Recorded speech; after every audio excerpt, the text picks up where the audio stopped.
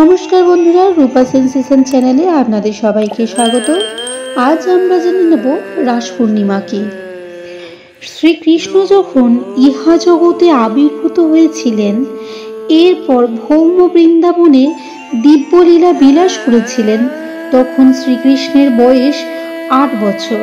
কৃষ্ণ শরৎ পূর্ণিমা রাতে বৃন্দাবনের কুঞ্জে মধ্যরাতে তার অপাকৃত বংশধ্বনি দ্বারা তার প্রিয় ভক্ত গোপীদের আহ্বান জানিয়েছিলেন।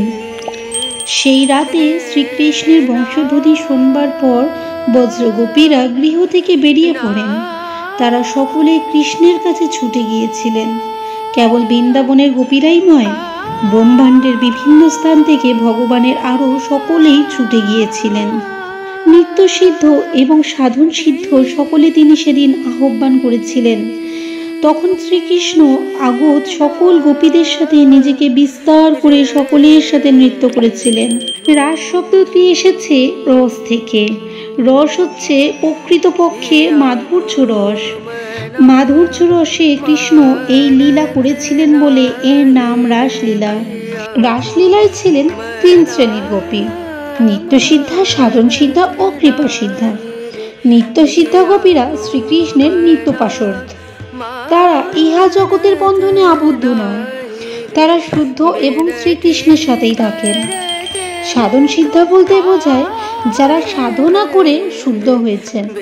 যেমন ত্রেতা যুগে ভগবান রামচন্দ্র যখন শ্রীমতী সীতাকে নিয়ে দণ্ডকারণ্যের মধ্যে দিয়ে হেঁটে যাচ্ছিলেন, ভগবান রামচন্দ্রের সেই রূপ দর্শন করবার পরে দণ্ডকারণ্যের ঋষিরা যারা লক্ষ লক্ষ বছর ধরে ধ্যান করেছিলেন, তারা ভগবানকে প্রতিরূপে পেতে চেয়েছিলেন। ভগবান রামচন্দ্র তখন তাদের বলেছিলেন, আমি যখন দাপরের শেষে শ্রীকৃষ্ণ রূপে লীলা করতে আসব, তখন তোমাদের সকল বাঞ্ছনা পূরণ করব। তাই তারাও রাসলীলাতে অংশগ্রহণ করেছিলেন।